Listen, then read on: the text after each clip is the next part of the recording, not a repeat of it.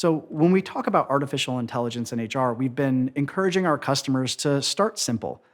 Focus on the practical use cases for things that are easy to adopt, that don't require implementation, don't require cost, that will enable them to be able to see different ways of working.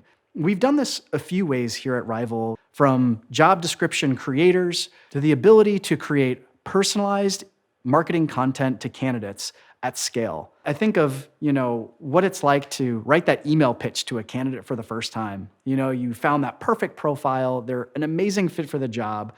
You've tried to call them, you can't reach them, so you email them. But when you're crafting your email to them, you're thinking about your pitch. Like, what are your hooks as a recruiter to get their attention?